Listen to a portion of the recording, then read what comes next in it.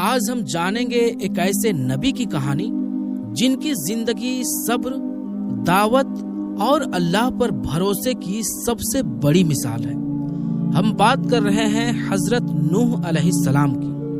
ان کی قوم نے ان کی بات نہیں مانی، مذاق اڑایا، تکلیف دی، مگر انہوں نے 950 سال تک اللہ کا پیغام پہنچایا، اور جب صبر کی حد ہو گئی تو اللہ کا عذاب ایک بہت بڑے طوفان کی شکل میں آیا جس نے پوری قوم کو ڈبو دیا۔ لیکن جو لوگ ایمان لائے تھے انہیں اللہ نے کشتی کے ذریعے بچا لیا۔ تو چلیے اب اس قصے کو شروع سے سمجھتے ہیں۔ حضرت نوح علیہ السلام اس دور میں نبی بنائے گئے جب زیادہ تر لوگ اللہ کو بھول چکے تھے۔ وہ پتھروں کی مورتیاں بنا کر ان کی پوجا کرنے لگے تھے۔ ان بتوں کے نام تھے ود، سوا، یاغس، یاؤق اور نصر۔ شروعات میں لوگ ان مورتیوں کو صرف یاد کے لیے رکھتے تھے، لیکن پھر دھیرے دھیرے ان کی پوجا کرنے لگے۔ اللہ تعالیٰ کو یہ بہت ناپسند تھا، اس لیے اللہ نے حضرت نوح علیہ السلام کو اپنا رسول بنا کر لوگوں کو سمجھانے کے لیے بھیجا۔ اس وقت ان کی عمر تقریباً 40 سال تھی۔ اللہ نے انہیں حکم دیا، اپنی قوم کو اللہ سے ڈراؤ، انہیں کہو کہ صرف ایک اللہ کی عبادت کریں، ورنہ بہت بڑا عذاب آئے گا۔ حضرت نوح علیہ السلام نے کہا، اے میری قوم، میں اللہ کا بھیجا ہوا ہوں، اس کی بندگی کرو، اسی سے ڈرو اور میری بات مانو۔ اگر مان لوگے تو اللہ تمہارے گناہ معاف کر دے گا اور تمہیں عذاب سے بچا لے گا۔ مگر لوگوں نے ان کی بات ماننے سے انکار کر دیا۔ کچھ نے انہیں جھوٹا کہا، کچھ نے کہا کہ تو دیوانہ ہے، یہاں تک کہا کہ اگر تو نہیں رکا تو ہم تجھے پتھروں سے مار دیں گے۔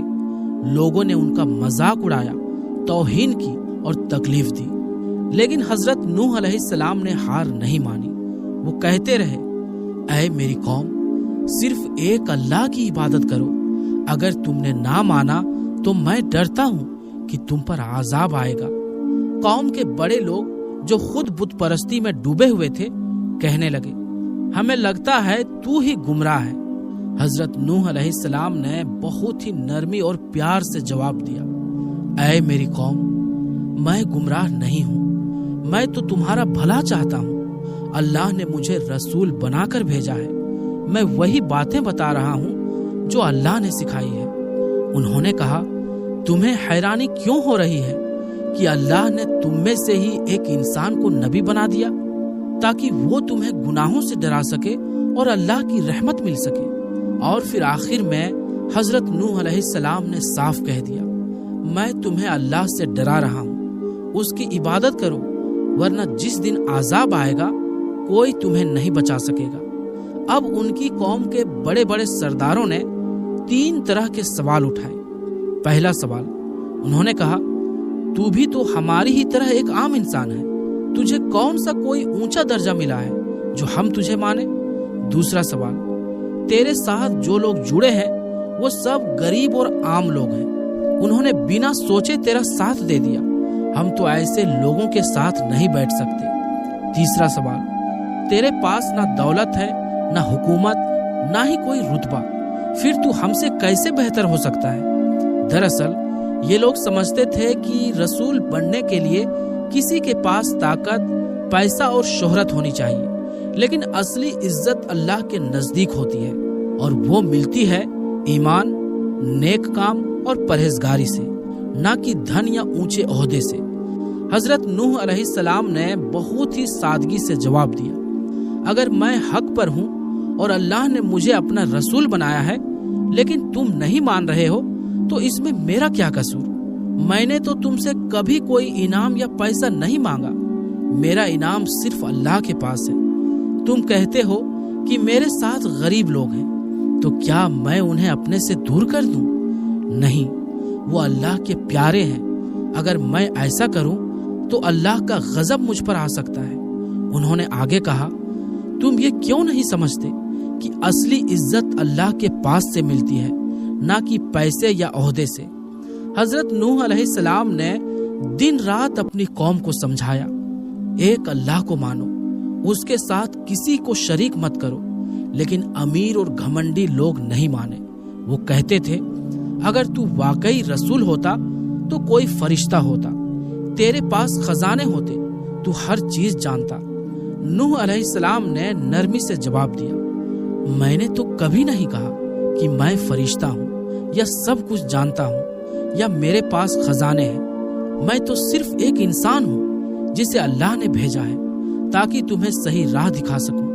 انہوں نے یہ بھی کہا، جن غریب لوگوں کو تم نیچی نظروں سے دیکھتے ہو، میں انہیں جھوٹا کیسے کہہ دوں؟ ان کے دلوں کی سچائی تو صرف اللہ ہی جانتا ہے، اور بدلے کا فیصلہ بھی وہی کرے گا۔ اگر میں صرف تمہاری باتوں سے ان سچے لوگوں کو اپنے سے دور کر دوں تو یہ بہت بڑا ظلم ہوگا، اور میں ظالموں میں سے نہیں ہوں۔ اب حضرت نوح علیہ السلام کی باتوں سے جب کافر سرداروں کو کوئی فرق نہیں پڑا تو انہوں نے گھمنڈ میں آ کر کہا، اگر تو سچ میں سچا ہے تو لا وہ عذاب جس کی بار بار ہمیں دھمکی دیتا ہے۔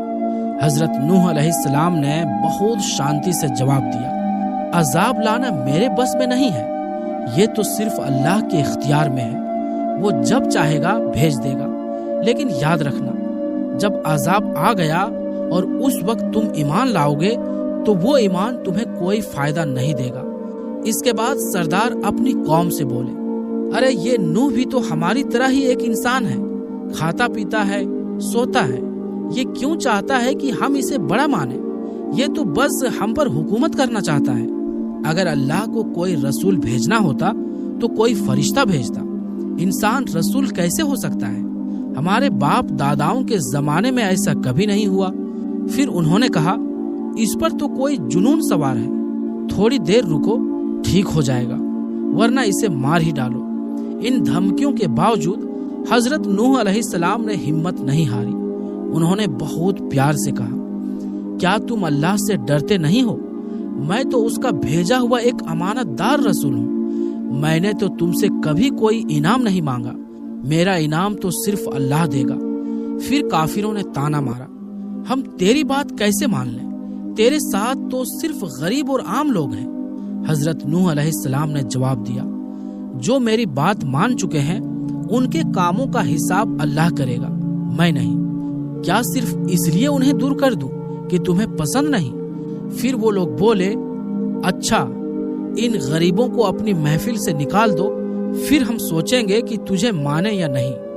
حضرت نوح علیہ السلام نے کہا، ایسا کرنا میرے لیے ممکن نہیں، میں حق اور باطل میں فرق بتا رہا ہوں، جو ایمان لایا وہ میرا اپنا ہے، اور جو نہیں وہ خود ہی دور ہو گیا۔ اب ان ظالموں نے سیدھی دھمکی دی، اگر تو نہیں رکا تو ہم تجھے پتھروں سے مار دیں گے۔ لیکن حضرت نوح علیہ السلام نہیں ڈرے، انہوں نے صاف کہا، اگر میری باتیں تمہیں بری لگتی ہے تو سن لو، میں صرف اللہ پر بھروسہ کرتا ہوں، تم اور تمہارے جھوٹے معبود سب مل کر جو کر سکتے ہیں کر لو، میں تم سے نہیں ڈرتا، میرا انعام اللہ دے گا، میں تو صرف مسلمانوں میں سے ہوں۔ جب نوح علیہ السلام کو یقین ہو گیا کہ اب یہ لوگ کبھی نہیں مانیں گے تو انہوں نے اللہ سے دعا کی، اے میرے رب، میں نے اپنی قوم کو دن رات تیری طرف بلایا، لیکن جتنی بار انہیں بلایا انہوں نے اتنا ہی منہ موڑا۔ میں نے انہیں سمجھایا کہ اگر وہ توبہ کرے تو تو انہیں معاف کر دے گا، لیکن انہوں نے تو اپنے کانوں میں انگلیاں ڈال لی، کپڑے اوڑھ لیے اور گھمنڈ میں آ کر ہر بات کو ٹھکرا دیا۔ حضرت نوح علیہ السلام نے ہر طریقہ آزمایا، کبھی زور سے پکارا، کبھی دھیرے دھیرے سمجھایا، کبھی سب کے سامنے دعوت دی تو کبھی اکیلے میں سمجھایا۔ انہوں نے اپنی قوم سے کہا، اپنے رب سے معافی مانگو، وہ بہت معاف کرنے والا ہے۔ اگر تم توبہ کرو گے تو اللہ آسمان سے خوب بارش بھیجے گا، تمہیں مال دے گا، اولاد دے گا، تمہارے لیے باغ باغیچے اور نہریں بنائے گا۔ مگر پھر بھی لوگ نہ مانے، بلکہ الٹا وہ اپنے پرانے بتوں سے اور بھی زیادہ چپک گئے اور دوسروں کو بھی اسی گمراہی میں ڈالتے رہے۔ تب حضرت نوح علیہ السلام نے درد بھری دعا کی، اے میرے رب، ان کافروں کو زندہ مت چھوڑ، اگر یہ زندہ رہے تو تیرے اور بندوں کو بھی گمراہ کریں گے اور ان کی اولادیں بھی گنہگار ہی ہوں گی۔ اے اللہ، مجھے، میرے ماں باپ کو میرے گھر کے ان لوگوں کو جو ایمان لائے اور تمام مومن مردوں اور عورتوں کو معاف کر دے اور ان ظالموں کو اور زیادہ تباہ کر۔ پھر اللہ نے ان کی دعا قبول کی۔ حضرت نوح علیہ السلام اور ان کے ساتھیوں کو بچا لیا گیا اور باقی سب پر بہت بڑا عذاب اترا۔ اب عذاب آنے والا تھا۔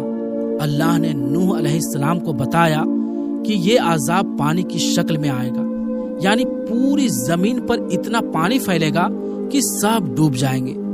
اللہ نے حکم دیا، ایک بڑی کشتی یعنی جہاز بناؤ۔ حضرت نوح علیہ السلام نے فوراً کام شروع کر دیا، لکڑیاں کاٹی، ایک خاص پیڑ اگایا اور بہت محنت سے کشتی بنانے لگے۔ کہتے ہیں یہ کشتی 2 سال میں بنی۔ اس کا سائز بہت بڑا تھا، لمبائی 300 گج، چوڑائی 50 گج، اونچائی 30 گج اور اس میں 3 منزلیں تھیں۔ پہلے منزلے میں درندے جانور اور کیڑے مکوڑے، دوسرے منزلے میں یعنی بیچ میں گائے بھینس جیسے پالتو جانور، اور تیسرے میں یعنی اوپر میں انسان، پرندے، کھانا اور حضرت آدم علیہ السلام کا پاک جسم۔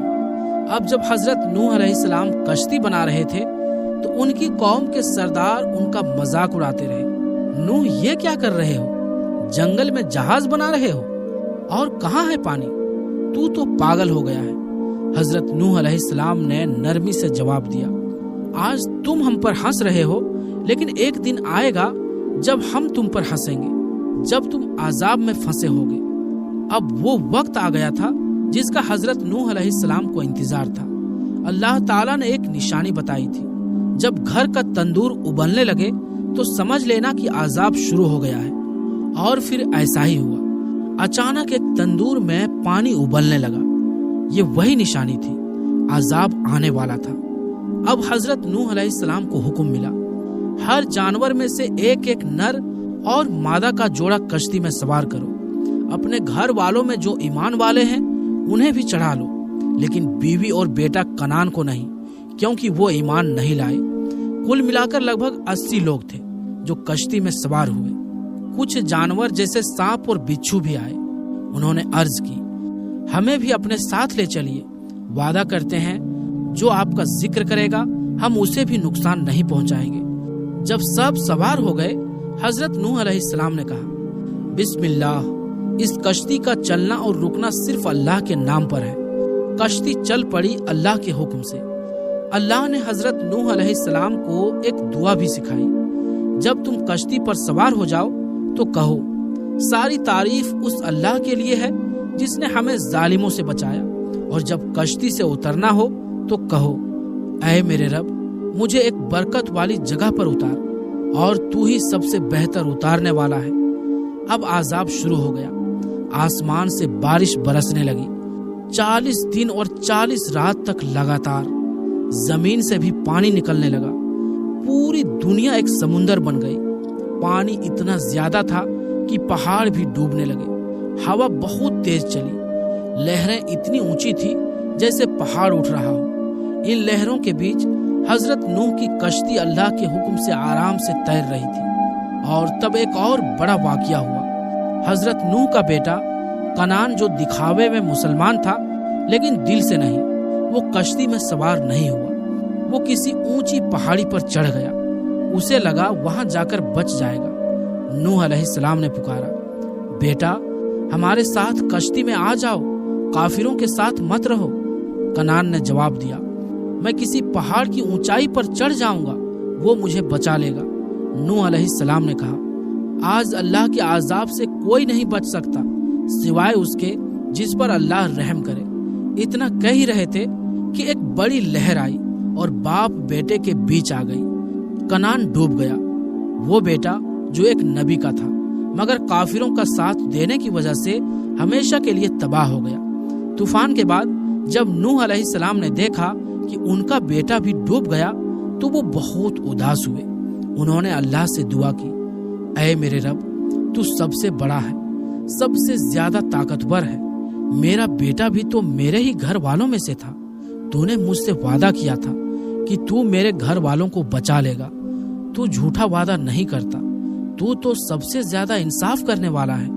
اللہ تعالیٰ نے جواب دیا، اے نوح، تیرا بیٹا تیرے گھر والوں میں سے نہیں ہے، کیونکہ اس کا عمل، اس کا کام صحیح نہیں تھا، وہ دراصل کافر تھا، اور میں نے صرف انہی کو بچانے کا وعدہ کیا تھا جو ایمان والے ہیں۔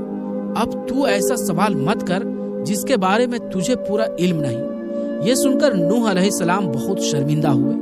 انہوں نے کہا، اے میرے رب، میں تجھ سے معافی چاہتا ہوں اس بات کے لیے جو میں نے پوچھی اور تیری حکمت کے خلاف تھی۔ اگر تو نے مجھے معاف نہیں کیا اور مجھ پر رحم نہیں کیا تو میں بھی نقصان اٹھانے والوں میں سے ہو جاؤں گا۔ دوستوں، نوح علیہ السلام کی ایک بیوی بھی تھی جو اندر سے ایمان نہیں لائی تھی۔ وہ لوگوں کے ساتھ مل کر کہتی تھی، نوح تو پاگل ہے، وہ کیا رسول ہوگا۔ جب طوفان آیا تو وہ بھی ڈوب گئی۔ اللہ نے اسے ایک کڑی مثال بنا دیا کہ صرف رشتہ ہونا کافی نہیں ہوتا، دل سے ایمان لانا ضروری ہوتا ہے۔ وہ عورت نبی کی بیوی تھی لیکن جہنم میں چلی گئی کیونکہ اس کا دل کافر تھا۔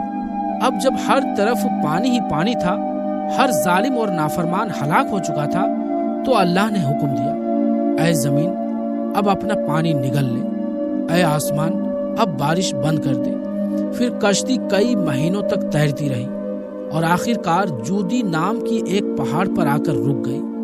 میرے پیارے دوستوں، حضرت نوح کی قوم کو بار بار سمجھایا گیا لیکن انہوں نے نہ مانی نہ سدھرے، اس لیے اللہ نے انہیں ایک بڑے طوفان میں ڈبو دیا۔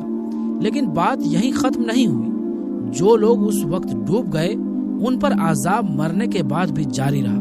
وہ برزخ کی آگ میں ڈال دیے گئے، یعنی قبر کی زندگی میں بھی انہیں سزا ملتی رہی۔ اب اس واقعے سے ہمیں سبق کیا ملا؟ جو لوگ نبی کی بات نہیں مانتے ان پر اللہ کا عذاب ضرور آتا ہے۔ صرف رشتہ ہونے سے کچھ نہیں ہوتا۔ اگر بیوی ہو، بیٹا ہو یا کوئی بھی اگر ایمان نہیں لایا تو انجام بری ہی ہوتی ہے۔ ایمان اور اچھے کام یہی اصلی چیزیں ہیں۔ اللہ کی قدرت بہت بڑی ہے، جب چاہے سمندر کو اٹھا دے اور جب چاہے کشتی میں بیٹھے لوگوں کو بچا لے۔ میرے پیارے دوستوں، جب حضرت نوح علیہ السلام کی کشتی ایک لمبا سفر طے کرنے کے بعد جودی نام کے پہاڑ پر آ کر ٹھہر گئی تو اس دن تاریخ تھی 10 محرم، یعنی عاشورہ کا دن۔ اس دن کی خوشی اور اللہ کا شکر ادا کرنے کے لیے حضرت نوح علیہ السلام نے روزہ رکھا اور اپنے ساتھیوں سے بھی کہا، آج کا روزہ رکھو، یہ اللہ کا شکر ادا کرنے کا دن ہے۔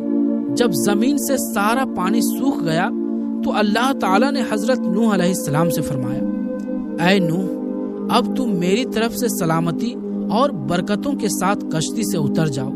یہ سلامتی تمہارے ساتھیوں پر بھی ہوگی۔ جو لوگ نوح علیہ السلام کے ساتھ ایمان لائے ان پر اللہ کی رحمت اور سلامتی آئی، اور جو نافرمان تھے ان پر عذاب اور آخرت میں سزا طے ہو گئی۔ جب سب لوگ کشتی سے اتر آئے تو انہوں نے دنیا کا پہلا شہر بسایا۔ اس کا نام تھا سکوس مانن، جو آج کے عراق کے موصول شہر کے پاس ایک پہاڑ کے نزدیک تھا۔ اس وقت دنیا میں بس وہی ایک بستی تھی اور صرف 2 عمارتیں، ایک گنبد اور ایک مینار، طوفان میں بھی بچ گئی۔